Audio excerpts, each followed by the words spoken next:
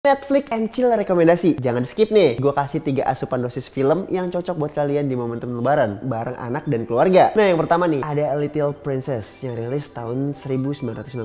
Adaptasi novel klasik Frances Houghton Burnett mengisahkan Sarah Cray, gadis kaya yang dikirim ke sekolah asrama di New York saat ayahnya pergi berperang. Awalnya nih diperlakukan istimewa. Hidupnya berubah drastis ketika sang ayah dinyatakan meninggal ketika perang. Si Sarah ini dipaksa menjadi pelayan oleh kepala sekolah yang kejam, yaitu Miss Minchin. Sarah tetap berpegang pada imajinasinya dan keyakinan bahwa semua anak-anak perempuan adalah putri di dalam hati mereka. Dengan bantuan sahabatnya, Becky, Sarah menghadapi cobaan dengan keteguhan hati hingga akhirnya menemukan keajaiban dalam hidupnya nih. Ya, film ini disutradarai oleh Alfonso Cuarón. Menyajikan film dengan visual memukau, sinematografi yang penuh nuansa dongeng, serta akting yang luar biasa dari Les Meadows dan Eleanor Brown. Pesan moral tentang ketahanan, empati, dan kekuatan imajinasi menjadi daya tarik utama nih. Little Princess adalah film yang menyentuh hati dan inspiratif dengan pesan yang tetap relevan hingga kini. Ya, film ini ratingnya 9/10 dari gua. Nah, kalian bisa nonton di Netflix. Selanjutnya ada Hugo yang rilis tahun 2011. Mengisahkan Hugo Cabret yang diperankan oleh Asa Butterfield, anak yatim piatu yang tinggal di dalam dinding stasiun kereta di Paris pada tahun 1930-an. Ia merawat jam-jam stasiun sambil berusaha memperbaiki automaton yang ditinggalkan ayahnya. Dalam usahanya, ia bertemu dengan George Miles yang diperankan oleh Ben Kingsley, orang pemilik toko mainan yang ternyata adalah pionir dunia perfilman bernama Sabel, yaitu yang diperankan oleh Chloe Grace Moretz. Hugo mengungkapkan masa lalu Miles dan menghidupkannya kembali nih keajaiban di film bisu. Ya, kelebihan film ini menghadirkan sinematografi yang memukau dengan visual 3D yang memperkaya pengalaman menonton. Persis menampilkan penghormatan terhadap sejarah sinema, terutama karya Miles dengan penuh kehangatan. Akting para pemain, terutama Asa Butterfield dan Ben Kingsley, juga solid. Selain itu, Hugo memiliki narasi emosional yang menyentuh tentang kehilangan, impian, dan pentingnya tarian sejarah. Secara keseluruhan, Hugo adalah film yang indah dan bermakna, cocok bagi pecinta film klasik dan sejarah sinema. Rating dari film ini buat gue adalah 9/10. Kalian bisa nontonnya di Apple TV. Nah, selanjutnya nih, ada Miss Peregrine Home for Peculiar Children yang rilis di tahun 2016, disutradarai oleh Tim Burton. Merupakan adaptasi dari novel karya Ransom Riggs. Film ini mengisahkan Jacob Portman yang diperankan oleh Asa Butterfield, seorang remaja yang sejak kecil sering mendengar cerita aneh dari kakeknya nih, yaitu si